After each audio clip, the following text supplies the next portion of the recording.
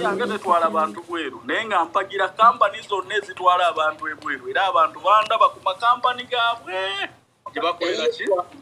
eyetwala wa kampani eyetwalawo andi nkubuulira kino nkugambye kampani yange erwanirira ddembe ly'abantu bakyeyo okulabirira abaana b'abagenzi bankuba kyeyo mwana gwali otutegedde bulungi kazi kyotwalangako mwana bweru nga gwogamba nze binafusi n'okwata sekize n'omutwala tokikolangako ng'alina ne passport z'abaana ng'atudde ku tebo nga kuliko nyanugulani gamu totwalangako mwana bweru gwenga gwe andi kankubuulire teriyo individu akkirizibwa kutwala muntu bweru kozi tebakuwa clearance osobola okuba nga nkuyambyeko genda ebweru naye okuyita mu kampani okitegedde togambangako mwana nti ngenda kutwala wano mu kukwata akasente omugamba nze nkutwala ati labayo kyova olaba ojja ku offices okumuntu okutwala ebweru individu ekyo ekintu gavumenti ekirwanisa tewa muntu individu license kutwala muntu bweru license ezibazibwa makampani aweva maaki mu lulimi olwangu nsobola okuga nti kutwala ebweru naye ekyokutwala omuntu ebweru process eba ya kampani tegerekese mu lulimi olwalemaani olutegerekeka nsobola okugamba nti jangu kutwala ebweru naye mu process y'omuntu ogenda ebweru koze nze tebampa clearance kutwala bweru ekitegeeza kampani gye bawa clearance okutwala ki kati gwe ddembe ly'olwanirira libaligwa mu kampani yaani gwe olwanirira buli omu yenna mulwanirizi wa ddembe naawe osobola okwagala okulwanirira eddembe ly'omuntu yenna leka kukiteeka ku nze nzekka naawe buvunaanyizibwa bwe okulwanirira eddembe ly'omuntu ekyokubiri omwami oli kyayogedde kansooke mukwateemu kato ekyokubiri omwami oli kyayogedde ekyokugamba nti nzisaba akadaama wansi sisangako muntu yenna wansi naye nze njogera amazima waliwo abantu abaagala okwetwalira we batannatuuka okitegedde ekigambo kadaama kireme kutubuzaabuza kitegeeza awusigaalo okugamba nti kitegeeza awusigaalo olwana ove mu bwawusigaalo kuba gwe mulimu ogusembayo okubeera omubi ntegeerekese tunuulire ebizibu bye guzze gukola ku bannayuganda lwaki sigamba muntu ono alabuke nti oli mu bwawusigaalo yiiya nnyo olwane ove awabi okitegedde so nze siri namba oba omu ku bannayuganda ababeera awo ne balimbyalimbira omuntu mu kibi nti oli awusigaalo nywerera awo beera awo nedda oli awusigaalo nerwana ove mu bwakyo since ababuuza bangi tubuuze ekibuuzo kimu this is fifi ekibuuzo kyo kyapucapu akuddemu abantu how are you bashi njagala nkubulira ebintu bino mwami Kayanja mulamusiza mwenda mbalamusiza muleme kubeera wano kugamba nti no muba musobodde okuyamba bemulisa nnyo ne bano be baba basobodde okuyamba okitegeera bashi balowooze nti no bayamba abaana nze nali Saudi Arabia katanfireyo y'omwami ne muteerako message nansindikira ebintu ku WhatsApp nga bwayamba abaana ne mbimusindikira bulungi gyobeera passport ko simabikoze simaya bikibyo nabyo ne mbisindika siina kyayambibwa bashi nze natoba nze nentuka ne kwembase ambasada yenyini Yasini tebalina kye batuyamba abo tebalina na kye batugamba okitegeera Yasini yantunulira na facinga bwati oyo musajja ambasada wa Uganda nangamba you think because we are same blood we are going to help you nafe tukolesebwa bukozesebwa bano Bashiri yalagira omusirikale anteke mu motoka ya mukama wange by force okitegeera nga tasobola nakuwuliriza wadde olunkuso ya ambasada ya Sini kati oyo Calvin nga gwe nasooka okusindikira message teyalina kye yanyamba nze natoba nze mwenyini ng'omukazi nenwana nembuka mu motoka ng'etambula nenwana paka ku deportation center paka wenerwanako paka office yange weyangulire ya ticket nga bonna ba Calvin abefudde mbu bayamba abakozi tewali n'omugoba gwayambye okitegeera kati kyesaagala baleme kubeera nga bayambye gye bali tetunakiwakana okitegeera naye baleme kubeera mu butala bagambe muno ffenna tuyambibwa simatulwaniridde ddembe lwaki ffe abbemu batemuyambye ne kampani byammwe bye bye Uganda nze nagendera mu kampani bagiyita Tusano ya Jessica okitegeera ne ntuukira ku office ya Global Gate mu Riyadh twabonaabona ne tusiiba n'enjala okumala emyezi 5 nga tuli ku office ne nkusindikira message toyina kye wannyamba kati mulekerawo okubeera wano okwefulamu no muli mu butasima tulwanirira ddala galasima bigundi mpulira n'obusungu bunuma bayizawe nze nali nfudde kankubula ebbashi ebyaddala omwarabu nantwala mu ddungu naŋŋamba you have 2 options to bring my money back or to make your life miserable akitegera naye kyembagamba njagala mbabulira ebintu bino buli kisa ayimirira mu bwakadaama mbw'osobola okulwanirira eddembe bw'oba omanyi mu butuufu toli gundi nti noosobola nembase yennyini bashi yatuvaamu tetumanyi lwaki omusajja oyo yennyini tebamukyuse enguzi yafuuka enguzi kwembase tetugenda kyogerako nakyo kale capucapu sobola nakumalayo bigenda beera bibiri kato ensonga yonna wegiteekewo azigattewa kukozi abantu bangi balayina. Assalamu alaikum warahmatullahi wabarakatuh.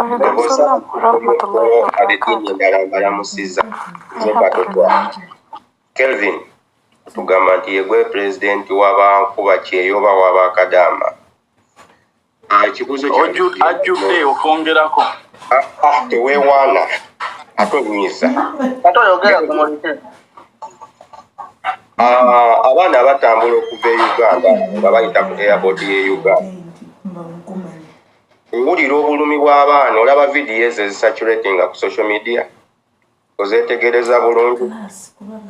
nyinza okuba nga ndi omu ku abo be bakwatira ku airport y'e Uganda nga visa bolagawa tombuuza nonyerezaako nsobola n'okuwa olunaku otyaloganseyo kyovola banti bakukwata kubuuza wali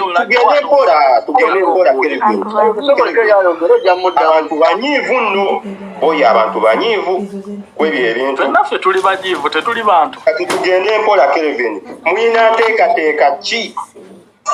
ey'okusitopinga ekintu ekyamangu ddala ze Katumba wamala kati gwe otugambye nti gwe pulezidenti w'abankuba kyeyo gwe pulezidenti w'abakadama kyekikutwala ku individual visa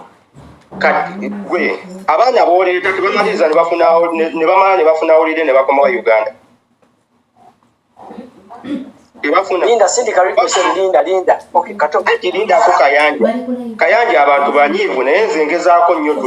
tugire ebintu bino mpola mpola nange ndi muntu era nange ndi munyiivu onyonyola abantu okimugenda kikola mutya kuba abaana bakaaba omwana najja ne visa n'abanga amaze ogifuna gy'alaga amanyiyo ate then ne mutandika omusumbuwa buli kimu kyonna ng'akirina mulina ateekateeka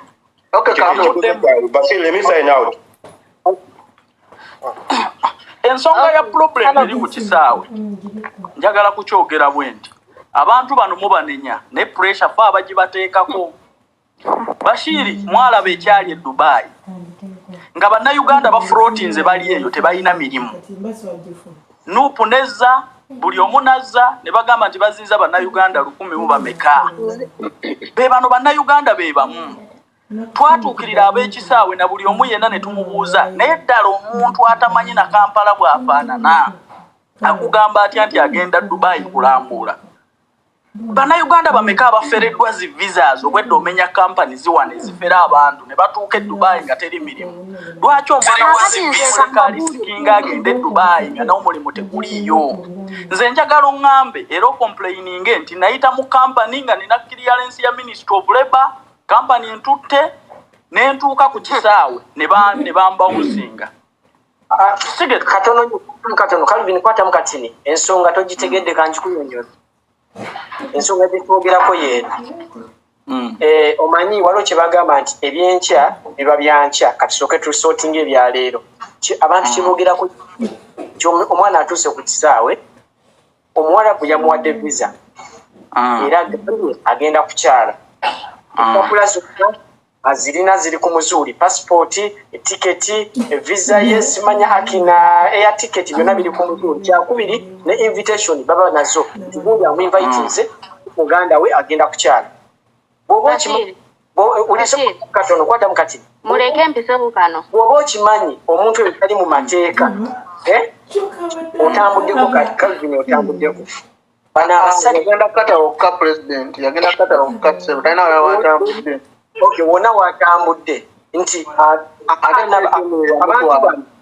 bw'oba oli mu bukyamu ne bw'osasula ssente obukyamu tebufuuka butuufu. Yes, kyetubuuza nsonga ki eweesa $10 eyo obuzibu ekyo bakiyita batya eyo ffe bagiyita batya kubanga oli kati simanya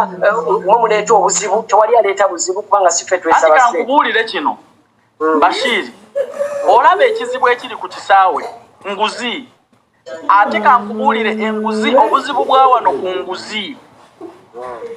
abagiwa bali more interested okusinga abagifuna bakole ki okimanyi nti zezo zonna kampani zammwe Dubai zonna zowulira ziranga teriyo kampani erina lukusa kutwalayo muntu cause teriyo kampani etwala muntu bweru nga terina wano office singa enkya anaafunirayo obuzibu gavumenti etandikirewa naye olw'okuba baagala okuoperatinga nga ne be batwala bali interested bakkiriza okuteeka mu ssente ezo okimanyi nti ssente ezo baziteeka mu passport era system tugimanyi bulungi era n'abagiwa be basinga okubeera mu interested era waliwo wano abakimanyi obulungi nga teziba kuba ezo ssente tewandiiseemu genda Dubai ate n'abalala nga baali babaganye. Calvin kano ke kasembayo option ziri bbiri omusajja agambye kuti either ompa ssente oba nkutta ngeri eddala bw'omuwa ssente tagenda kutta bw'omuma ssente agenda kutta ne ssente azitwale okolawo ki anti kankubuulire si kyakufa ontegedde soko nziremu awo nze nkutwale wenjagala omusajja akwadde option bbiri mpa ssente oba ntwale obulamu bwo okolako ki ku bibiri nkuwa ssente kuba obulamu bwe businga keekano omusajja agambye mpa $10 oba tozirina togenda genda tiketi ennyonyi eba egenze ogenda kuddamu osasule fayini ya tiketi ate era ne mukomawo $10 ojja kimuwa ng'okola ki tolina buyinza era kyolina okukola kwata $10 oziwa omusajja ogende anti muba mu bumenyi bw'amateeka kati kankubuulire olaba kino ekintu kye muliko Bashiri olwaleero nti mukuba sisitimu yammwe gye mumenyeramu amateeka ku kisaawe naye kigenda kubabeerera kizibu nnyo okuyitawo okitegedde kubanga one okimanyi nti ezo visit visas bakwata abaana ne babalimba emirimu e Dubai oli mu kwekuba ati nkubuulira ati kati twogeramu ng'abantu wantu kye mukomplainingako ze ssente ze musasula ku kisaawe ez'enguzi naye ate mwe ababeera more interested okuzisasula koze enguzi tekiriyo ssente zikwatibwa ku kisaawe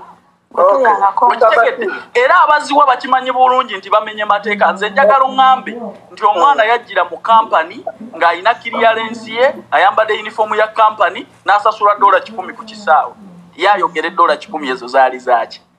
eno nguzi oli aba akimanyi bulungi nti agendedde ku visit visa bamubuuza olinayo omulimu gw'ogenda okukolayo nti nedda togenda kukola ki nti kukola nteekamu nti nga bw'owulira ab'enjaga bweyitawo ne babakwatira e Dubai okitegedde so eno enguzi n'akakundi kammwe bwe mugirya kati mwekuba ne mutuyambye mwekube mwejje mu system kuba bwe tumona amaloba identifyinga nti ono yagirya babadde bagiriisa ono buli abadde aleekaana ne bamubuuza wagiwaani gwe watukoze mwenna mwamenya mateeka tayogera waliwo omuwala yabuuliriza bamuyita Fiki yagambye kandi yamusindikira ebintu bye kandi asangala obuzebuze gondweza ensonga okyazijjukira ddamu 50 yakubuuza omwana oyo mutuufu ogamba nti yansindikira ebintu kitegedde ffenna wano tukimanyi bulungi olaba n'ambasada yatuuka ku ofiisi ku embasi n'alemererwa omuyamba nange nsobola okulemererwa ng'omuntu gavumenti bw'aba yagituukirira neegaana omuyamba so kitegeeza naye Kayanja sobola kuyamba buli muntu yenna ebweru okwatibwa mukisa nemba n'obuyambi bw'oŋŋambulina obanga sibulina oyo nalemererwa okumuyamba nzikiriza ne message nyinza okuba sajjida mukooza abantuukirira baba baki baba bangi ate kati omulimu gwo ki anti kankubuulire kino siyinza kuovaloolinga buli muntu yenna ali ebweru ekyo kimanye obwannakyewa kyova olaba nti okwatako Bashiri n'akwatako n'abalala ne bakwatako bannayuganda abayamba bannayuganda ebweru tuli bangi okitegedde so naye omulimu omutuufu gavumenti ye yalina okumuyamba naye olaba yatuuka ku embassy ne batamuyamba naye kati mukwano ekya ambassador wa Saudi Arabia eyaliwo ebiseera ebyo baamukyusa dda waliwo mulala Hajati go soka hajati. Assalamu alaikum warahmatullahi wabarakatuh. Chiwareko basebo. Zembadde nsaba Mr. Kayanja nti kyembadde mugamba mu bintu byonna byayogera aje mu famire z'abaana kituufu twajja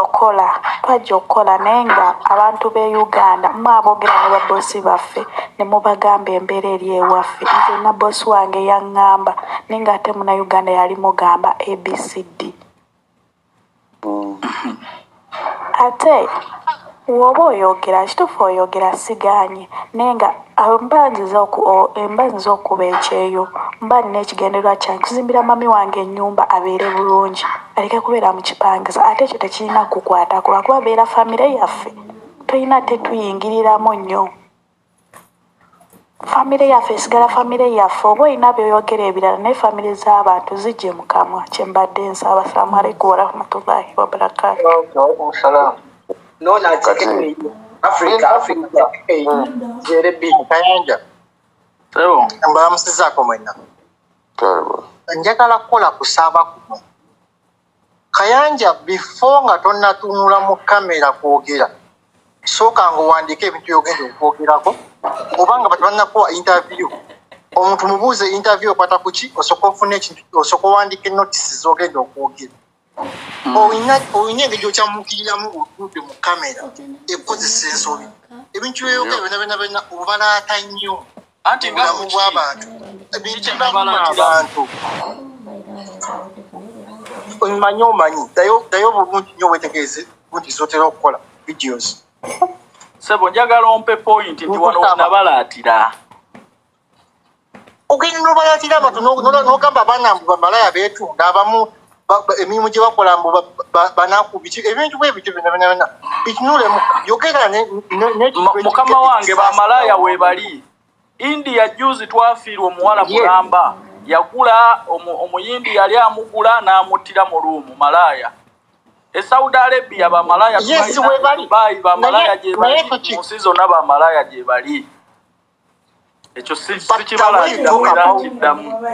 kiraganga gwe abalaatiramu osekerera abantu osekera ennaku yaabwe gye bayitamu please funa engeri gy'okkakkanyamu ebigambo byo nga obyogera ne sympathy n'okusaasira n'okuwa amagezi mukwano si buli kaseera konna nsejja kusimpasayizinga naawe waliwo naye oli mukulembeze omukulembeze ekintu kyasooka okukola kwe kutegeera abantu bakulembera okitegeera omukulembeze bwona asitukanga n'oyimirira ku ntebe n'otula noyogera ng'obalaata abantu b'okulembera bajja kulabya ddala nga ate kubalinyirira bulinyiriri Africa anabatekola mu kiyumba ekyo nakyo ino kyebuuli ebigere byabwe bambi n'abateekero tya nga tokola mu kiyumba ate nekyayaza ekindese wano kanyongerezeko no ku Africa ekyo kyogambye embuno airport abali enguzi nabaki Calvin Kayanja guli wano oli mu kudaala awo oseka kozi tomanyi amazima gwe naawe omala googera bintu oba olina gwoyamba okwogera tote uliriza saba kumpuliriza ebyogamba mbu airport abantu abali enguzi olaba ne kampani zisasula n'omubuuza koza obwongo bwa Kayanja bwerabira mangu mumanyi wabeera mu kamera ati atagala muntu yenna nga ebigambo bye tebikwatagana omukwatagaddemu bali ababiri ndeni omubuuze mukale Kayanja ddamu bali ababiri omukyala n'omwami omukyala famire ye kuzimbira maama we ennyumba toteekayo nnyindo zo bw'aba azimbidde maama we ennyumba ono omulala abadde agamba kubalaata abalaata baakimugambye nadde ekyo bw'abeera mu kamera anyuka nnyo famire ye kuzimbira maama we ennyumba toteekayo nnyindo zo bw'aba azimbidde maama we ennyumba kingi na eko kale so oyo mukyala mpulidde yazimbire maama we ennyumba tagijjayo ku social media tetujja kubalaata nefe abakola economics ate abatunuulira ebyenfuna ku kyeyo n'abafunye mu kyeyo tujja bagayidinga kiki mulina okukola okubeera obulungi e Uganda. Kikwasa nnyo ennaku fero nkuba kyeyo ng'omusanze nga talinaamu wadde so nze bansanga ne mbagulira n'amazzi ag'ekikumi naye nga yakikuba emyaka 5 sente yazimala mu kulabirira abaana ba musajja.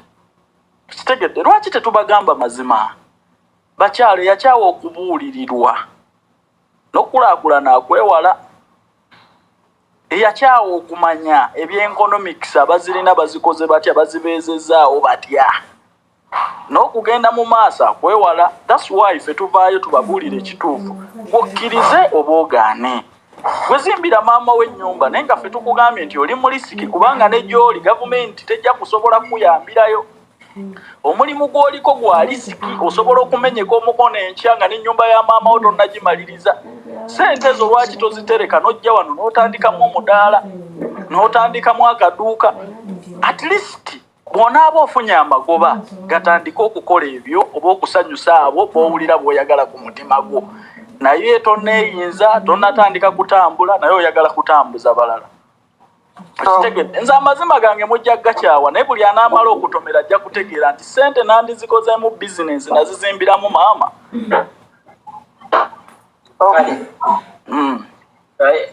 Kalidi soka omutandikire mukwatemu awo Nenanze kinekimbatalakiri yalinga nakyogerako kubanga naye amazima agamanyi ebyo byabadde awo zambuno ba individuals be basasula enguzi ku airport companies abaana zonna awo zisasula akasente okuyisaawo abaana. Oyinza okuba bano ba individuals abazitwala ne baziwa abasajja ababamu obwo butiiro nga baleega ennyindo nga balinga embwa nabo abatategeera kola kyekyimu. Calvin Sirika kimanyi nzoboze ku protecting ano bi company okitegeera biteri company tasasula ku airport ekyo tukitulimba oba oyaga tusobola okikukirayo proof tugirina okitegeera. Toddamu nakugamba abaana bali ku kyeyo nti gwe tokola buli omu yamanyi ng'ejja agenda okolamu sente ze wakakuba ebimeka agayidinga abantu ku byeyo wakuba kimu kyali kyakata 215 yakakuba ebimeka nga ne Uganda tuyinza okutandika okubalamula kuba buli akutu omanyi kamera zino zibaleeta amalala buli akutunuzaamu kamera n'ofuna village excitement bannange mwebulirire Calvin tolina manyi abo b'omanyira bakadaama bayinza okuba bakusinga ngoge mazima mumeka akigambi talya mu bigambo bye okitegeera. Bano abaana abo boolina obbakwata obulungi oba oyogera ebigambo byo bisengeke manya nti wano wenjogera newoba munange gwe bakutumye kubalaata omanyi wano Uganda waliwo abasiru bebasindika oyogera ebyekisiru abantu balikuba bali emabega awo we mwonoonedde ekyeyo ina tutandikira awo banange mutebale mwebale tuweereza Mr. Calvin webale tuweereza webale tubuulirira naye tusaamu njogera bambi olumu otukudaalira n'otumalamu amaanyi n'ojerega omuntu kale n'omunafu yate ng'oseka bwe gaba gakuweddemu amaanyi nywa kuloko buumu nzowulira nyo kuloko buumu Walayo balaata nnyo bambi otunafuya nnyo n'otumalamu amaanyi ate nga naye wali okubye ku kyeyo era embeera ogimanyi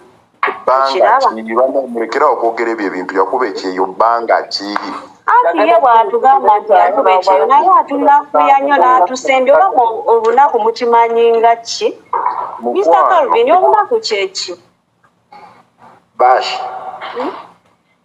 obunaku kyeki nze mmanyi obunaku ye muntu atalina oba babe okiraba bambi totunafuya totumalamu maanyi ntukwogera bingi n'abalala kabateese ambaddemu ogenda kigatta wa mugobe ogenda okikolamu naye bikwatagana kubalaata ono agambye nti ku kisaawe n'amakampani gasasulawo enguzi mu Uganda ne bannayuganda twemanyi bulungi tetwagala kufollowinga process ejjudde kubanga erwawo baagala byamangu kubanga omuntu okugenda ebweru olina okufuna clearance from Ministry of Labour n'ebipapula ebirala bingi ate abantu abatalina bugumiikiriza ku byo tukitegeera gavumenti ya Uganda ekalubya nnyo eky'omuntu okugenda ebweru Kayanja wali ofuluma gwafuna clearance agana masaati Kayanja agenda mu company si yeereeta ekkata akati wa kampani nyonyole ogambye n'amakampani gasasula nzisikiwakaniza n'amakampani gasasula naye agataagala kukola process yonna n'amakampani abagakolamu bantu kyayogerako nga ne kampani bazitawanya olwokuwasiza abanene mu ggwanga kyogerako kimanyi bosi tumanye ebintu bino ebitambula guyinza okuba wagenda nga mukozi neffe tulina okuba nga zetukulira ezimu weeziri okitegeera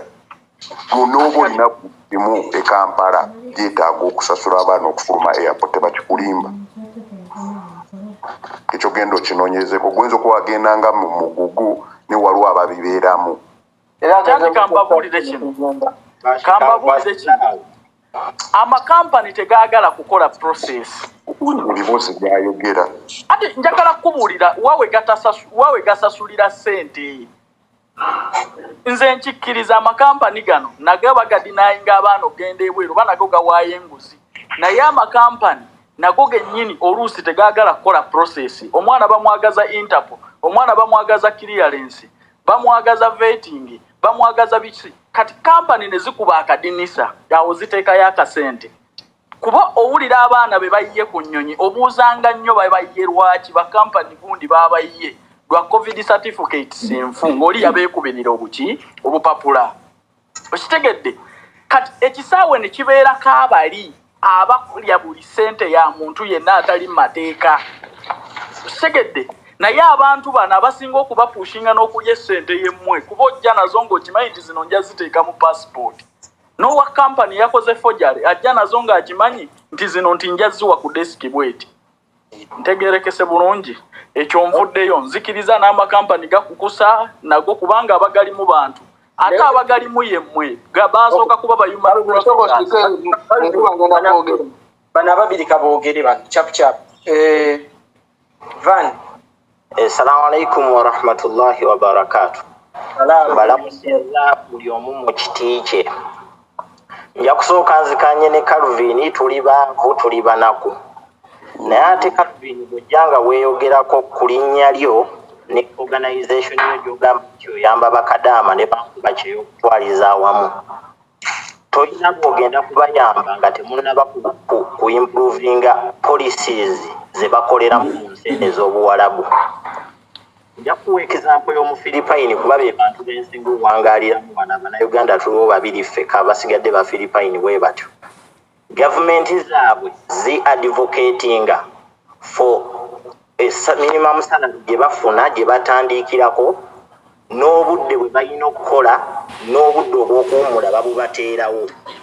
Tetukola wano Philippine n'agenda n'awummula naye nga ffe tetukola ki tetulina na ofu wadde. Kakati bwe tulubini step ki gye mutaddewo okupressuringa gavumenti gwe organization yo n'amakampani bwe mutwala abantu ebweru okwadvocatingira bakadama ne bankuba kyeyo okulaba nga muimprovinga welfares zaabwe. Abaana babeera wano akugamba akolesa nze personally nkolesa 12 siina off naye n'akasaala bw'okatunuulira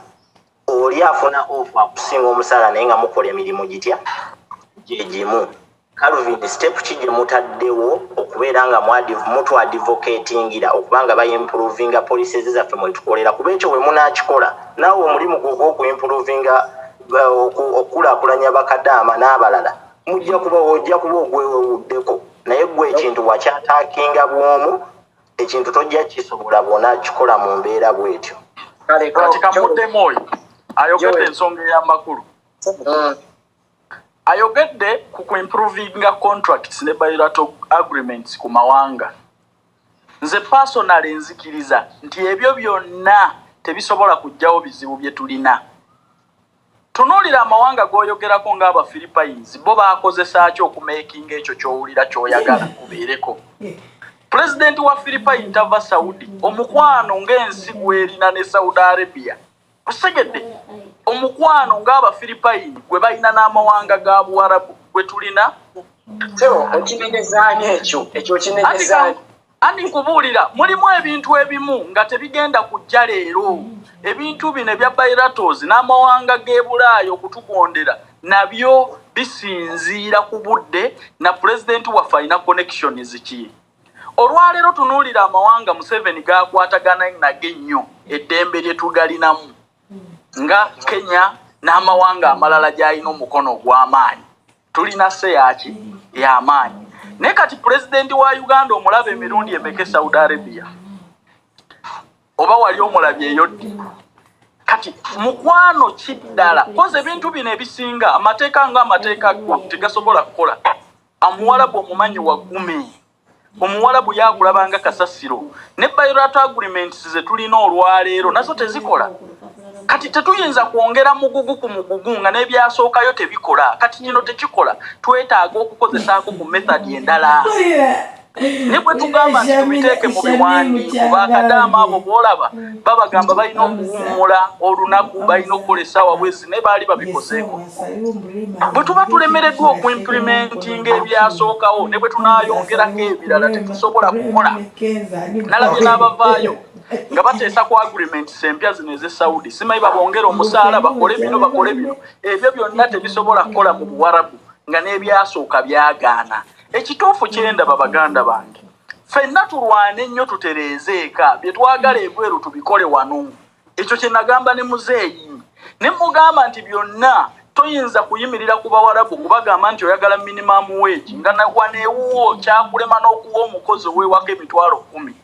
olwaleero otunuulira abakozi bawane waka babawa $300 sooka abantu obaagazisa okukolera ewaabwe osaleko ku muwendo gugenda mu Buwarabu olyoka ofuna eddoboozi eryogera naye kati olwaleero ne bw'ogamba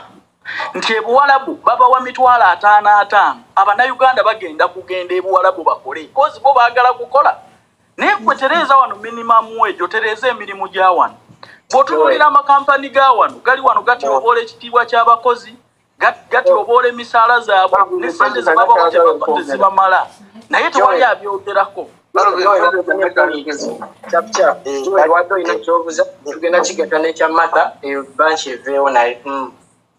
bashi neyanza nnyo omukisa guno ogusembayo omukulu Calvin mwagala nnyo lwakuba nti simanyi lwaki naye Calvin fanya ogamba oli musajja mugagga Calvin banja aloddemu vidiyo oleteyo ab'eŋŋanda zo basatu bogamba nti wakyusa obulamu bwabwe omanyi mudano ne muleekaana basatu be wakyusa obulamu bwabwe nga tunaba kuleekaanira ffe bankuba kyeyo ekyokubiri Calvin ogenda kufa ogenda kwettisa one goleekaana olwo simanyi oba olina byagala kuyisaawo simanyi oba okolera gavumenti simanyi oba oliki naye Calvin oli mukuleekaana juzi watagala n'ogamba simanyi yeekolera simanyi alina enamba Bobi Wine Calvin mbadde nkusaba standing mu one position Calvin olaba oleekaana naye Calvin bagenda kukozesa ensobi mayindiya nze nkubuulira njagala ondetera ab'eŋŋanda zo bewakyusa obulamu mbubo bali bulungi omanyi mudano ne muleekaana ne mugamba ffe tuli bulungi teri mugagga ayogera okitegeera teri mugagga ayogera ndetera ab'eŋŋanda zo basatu mu vidiyo era nga booleekaana bagambe ono alina apartment bweti ne bweti ne bweti ekyokubiri mbadde nkusaba standinge mu kintu kimu bwobyagala kuyisaawo mu byobufuzi bagenda kukozesa bagambe kubono kuba nakulabyo tagala butagazi and end of the day bakuba amanda ensi gyewajjamu jatabanguka ze simanyi oba wavaawa onansonyiwa nesize mbadde sikumanyi mbadde sikutegeyobulungi mbaagala nnyo kalulwa bulungi mata itirawo wennyini chapuchapu switchingirawo chapuchapu mata munjebaleko mwena abali kuno. This is my first time to be here. Mugulu Calvin sikumanyi nnyo kiryawo but okuzira ku byenzize mpulirako ebitonotono. Size wano nga nina ekibuuzo. I just have a suggestion or a piece of advice. Buli leader yenna like buli leader alimu, in order to be a good leader you have to lead by an example. So you can't start putting down the people that you lead. That causes, like, discouraging. like buli muntu aina enso Mwajja kawulira ka accent abakayogerako muleta okola Linda network Sham take your request yo Sham Rasta Sham. Okay, Martha network yo sinonji simanyi. network okay, maybe next time. Agambiani? Can you guys hear me? Yeah. Okay, so yeah, you just have to lead by an example. Like, you know, lekera abantu bagenda kulumba mbiti byanjawulo buli muntu alina obusungu obubwe. But singo kyusamu ko katini. Bana abantu notandiko bakwata obulungi kubanga wobeera obakulira. You know, they deserve respect. Like, ebigambo bino bye tufulumya mu kamwa kaffe oyinza okyogera lwa nsonga kyekize mu kamwa ko essaawa eyo n'ekigenda ku affectinga kityo omwana gw'okyogeddeko. Okay. Just lead by an example, that's all. Thank you. Okay, Calvin, chap just vigileje kuba bantu bangi ojja kutuka. Tulina problem emu. Tulina problem emu n'abawala nga bamatha. Abakyala bano bali mu Europe. I can guess. Anti ali mu Europe. Anti tali Saudi, sigambye nti ali Saudi. Nenkunyonnyola ekizibu kye tulina nabo. Anti ekizibu kinnyonnyola. Mubuulire ekizibu kye tulina nabo. Totega kibatu.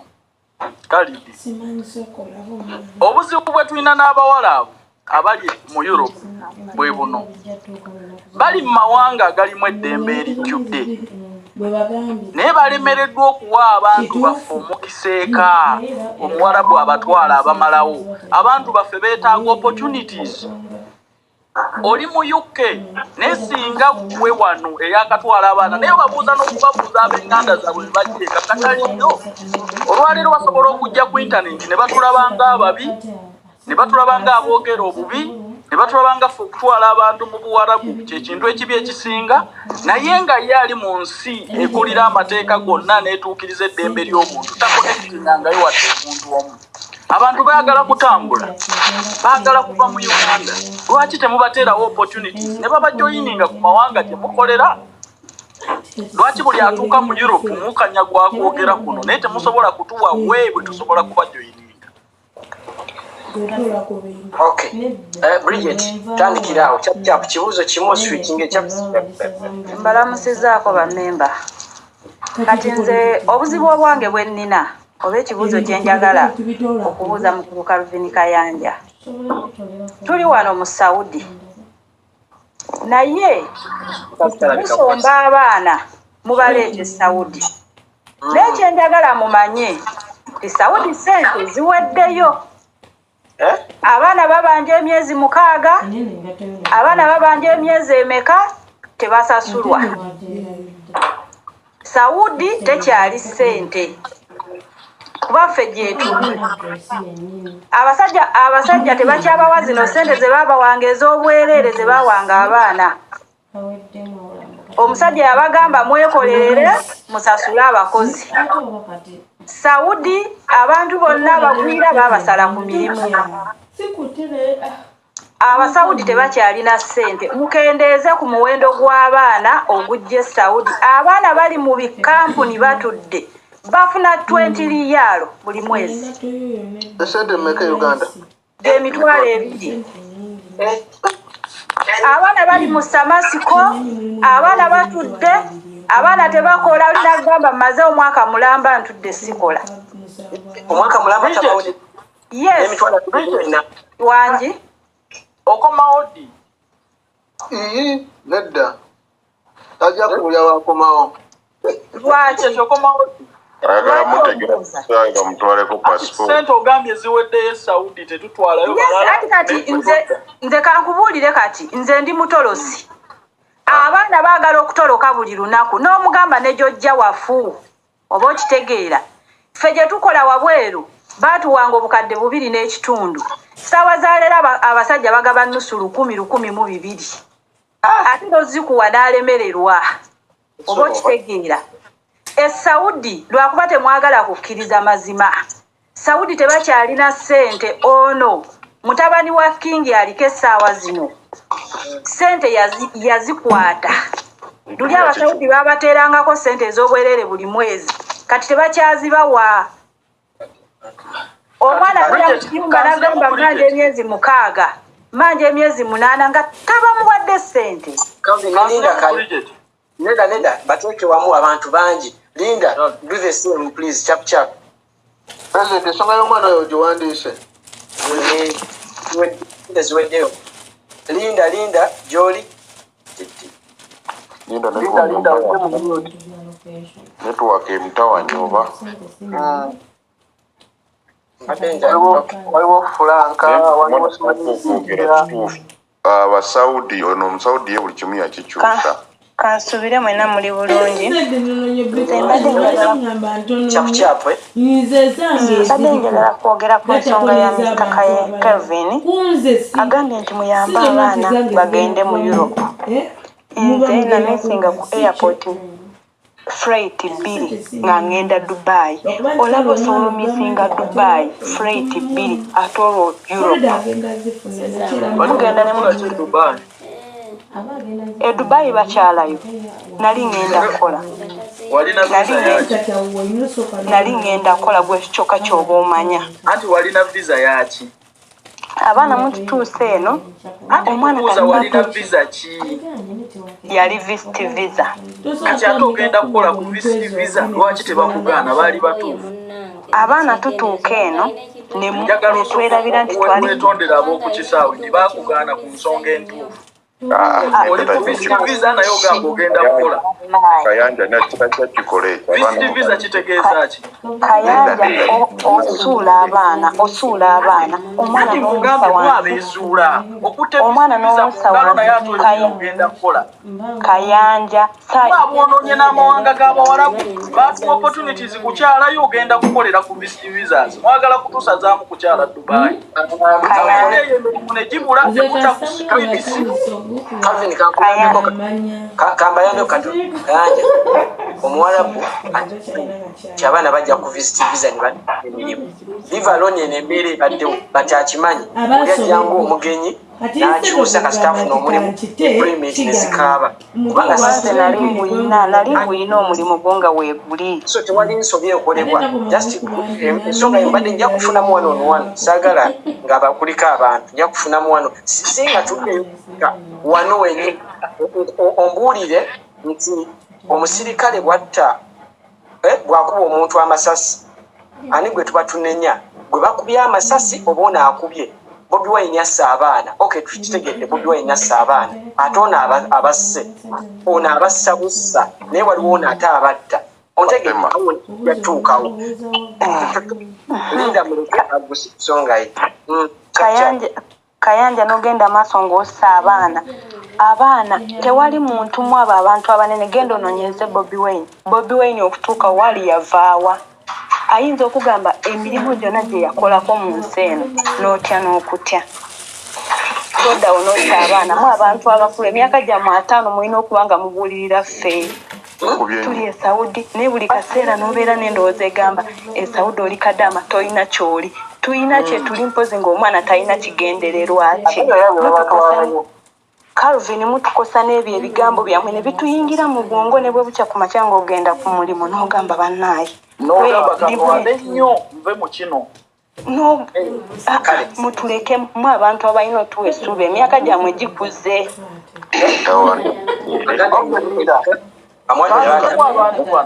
ebibuuzo bijja kuyitirira kale kigato wamugiwe Bridget agambye bo batolose Saudi Arabia sente zaggwayo njagala okunnyonnyola bannayuganda engeri abaana bano gye boonoonya opportunities mu mawanga gye bagenda yakugamba proud mutolosi naye bw'abeera omutolosi ekimenya amateeka mu nsi njagala okujjukiza Jordan olwaleero Saudi Arabia sente zisobola okuba nga zaggwayo naye yensi gye tulinawo olwaleero lwaki nti abantu bano bagenda ebweru mu kifo kye bateekinga chances okukolera mu system ze bagendeddemu yaasalawo atoloke ogenda okukiraba nga Uganda egende eruzinga markets mawanga mangi kati bw'otunuulira Jordan olwaleero twandibadde tugamba nti abantu baffe bagende Jordan naye Jordan waggale naye omanye ensonga lwaki Jordan waggale abawala bano baavanga ku byabatwala ne badda mu kusiiga abawarabu siriimu ne badda okukolera obwamalaaya e Jordan ne badda okutoloka Jordan n'etuggalawo bw'otunuulira Saudi Arabia olwaleero maketi y'Abannayuganda okukola mu Basaudi egudde olwaleero mmwe bennyini mudimandinga ssente nnyingi nti mwagala babongeze ssente naye ate n'Omusaudi yennyini mugambye takyalina ssente kati mwagala bingi kwatalina okitegedde bulungi kati ekitegeeza nti Abannayuganda tulemereddwa okuwaayo ekisinga eri Omuwarabu yakugamba nti ssente zaggwayo mutolosi yakugamba atolosa n'abaki n'abalala ekimenya amateeka nti tufunye opportunities ne tuyingira mu mawanga gano naye emikisa gino ne tugikozesa bubi sisitemu ne tuzoonoona bwonoonyi amawanga ne gatandika okutukuloozinga nzikiriza Saudi eyinza okuba eweddemu essente naye twandigenze mu ggwanga eddala naye buli ggwanga lyonna twonoona bwonoonyi kati Bridget yagamba nti mbassa wansi simanya akeera n'agamba nti nze bannange ngenda okukola ne Kayanja yatugaye tuli baawusigala omukwano oyagala nti oli pulezidenti ekikuŋŋambisa amazima olwana ove mu ekyo ekirimu risiki ennene bwe naakugamba nti oli mulungi maama watuuka nnyo watuuka ennyonyi gyegula 1000 ng'oli awo sigalo mba nkulimbye nze siinaamu bigambo birimba mu kamwa kange nina kugamba mazima nti maama oli mu combat box keera ku makya lowooza nnyo kyokola mu ssente zo z'okoze okyuse obulamu bwo kyolimu kyekisinga okuba ekibi tugenda kyusamu katono nnyo Sham twayogeddeko ku mbeera eri e Dubai abaana biki bano babusikoni akina fayini akina biki nga tetunnagendayo eyo njagala kwogerako ne Calvin Kayanja It is my first time omuwulira ng'ayogera live mbadde nzijanga mulaba scrolling through Facebook and all that naye ku kyempulidde wano ku ntegeera eyange bye bino byenzijemu wammanga Calvin Kayanja ekituufu akola ki lwansonga nawuliddeko tyatwala abaana ebweru first naye kennyini n'akyogera n'agamba atwala abakazi atalina baana basukka 3 like abazaalako briefly ne tukimanya nti okay Calvin atwala abaana ebweru ne wabaawo omwami ajja n'akola listen to me obwedda kwendi nga nsitise ne wabeerawo omwami ajja n'agamba is it mumeki n'agamba tolina kampani etwala baana bweru n'ogamba gwe kennyini totwala baana bweru the same time wabula oyamba baana baliwa bweru kati n'ogamba ekyokutwala abaana ebweru it is under a certain company kati awo nensaba nga nze omuntu ayinayo muto wange ayagala otambula in case gombuzeeko otuwe ku linnya lya kampani eyo since gwe totwala baana bweru wamaze n'okyegaana then nembeerako nekyempulira ekirala afterwards nti wasose gamba oyamba abaana abafunye ebizibu wa ebweru era kyekikuyisa pulezidenti w'abankuba kyeyo wewazze omwana alina obujulizi nti walemu omuyamba n'okyejjamu nakyo nti oyo nalemererwa okukola ki omuyamba kitegeeza newo kyekiti kyolimu tukitankanye okitegeera kati ekyoba pulezidenti bwankuba kyeyo simanyi wa gye kyava but nja kiwa respect since nkisanzeewo listen please ekyoba pulezidenti bwankuba kyeyo nkisanzeewo buli agenda mutwalira awona listen to me owulira ekyoba pulezidenti bwankuba kyeyo nkisanzeewo wano era bulijjo naye ate ogambye otwala abaana ewa e Saudi ne wajjawo omukyala ali mu states right n'omudulajanira awa abaana opportunities ezigenda wa mu states niwe mbuuliza Kayanja wakolako e Saudi gy'otwala abaana tosobola kufunayo connection nga gwe pulezidenti w'abankuba kyeyere batwala eyo gy'obadolajanira bakuwe connection kati ekituufu Kayanja omuntu akulabire mu position ki eyegenda okukumanyisa abantu entuufu